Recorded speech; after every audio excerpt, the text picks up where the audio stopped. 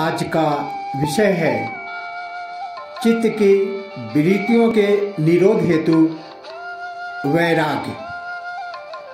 योग दर्शन समाधिपाद सूत्र संख्या 15 और 16। दृष्टानुश्रविक विषया वितृष्णस्य वशीकार संज्ञा वैराग्यम। अर्थात देखे और सुने हुए विषयों में सर्वथा तृष्णा रहित चित्त की जो वशीकार नामक अवस्था है, वह वशीकार वैराग्य है। इस सूत्र में वशीकार वैराग्य के बारे में स्पष्ट किया गया है कि भोगों का साधन इंद्रियां हैं। इंद्रियों ने जिनका भोग किया है, उनसे एक क्षणिक आनंद की अनुभूति से उस विषय को बार बार भोगने की तृष्णा पैदा होती है तथा इंद्रियों द्वारा भोगे गए विषयों के अलावा जिन विषयों के बारे में केवल मात्र सुना है कि वे आनंद देने वाले हैं, उनसे भी तृष्णा बढ़ जाती है। यह तृष्णा देखने पढ़ने से भी बढ़ती है, चाहे किसी ने उसका प्रत्यक्ष अनुभव न किया हो। योग साधना के द्वारा जब मन स्थिर हो जाता है तो इन सभी प्रकार के भोगों के प्रति जो तृष्णा है वह शांत हो जाती है। चित्त की इस प्रकार की स्थिति को वशीकार वैराग्य कहते हैं। इसी को अपर वैराग्य भी कहते हैं। इस अपर वैराग्य की स्थिति में साधक को स्वर्ग के सुख भोग की तृष्णा भी नहीं रहती। अतः सूत्र संख्या 16। तत्परम पुरुष ख्याते गुण वैतृष्ण्यम। पुरुष ख्याते, पुरुष के ज्ञान से गुण वैतृष्ण्यम, जो प्रकृति के गुणों में तृष्णा का सर्वथा अभाव हो जाना है, तत् वह परम परवैराग्य।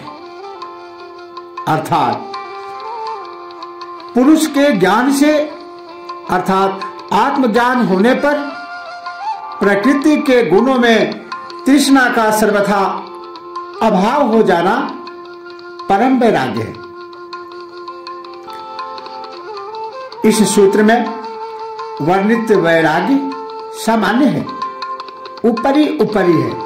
इसमें तृष्णा का अभाव तो हो जाता है, किंतु चित्त की वृत्तियां जीवित रहती, जिससे वह पुनः भोगों की ओर जा सकती है। इस सूत्र में वैराग्य की सर्वोच्च स्थिति को बताया गया है, जिसमें आत्मज्ञान हो। आत्मज्ञान हो जाने पर प्रकृति के गुणों में भी तृष्णा का सर्वथा अभाव हो जाता है।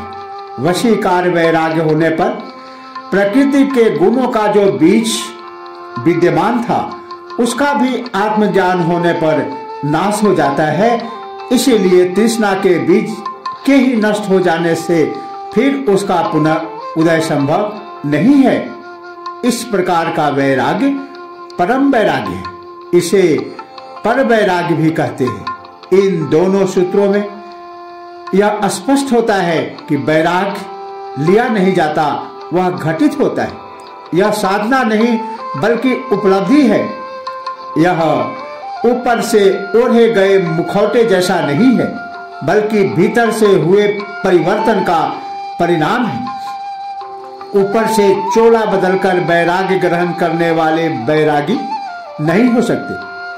भोगों की वासना का क्षय आत्मज्ञान के बिना नहीं हो सकता। जब तक परम सुख नहीं मिल जाता, तब तक क्षुद्र एवं अनित्य सुख के प्रति वासना बनी ही रहती है।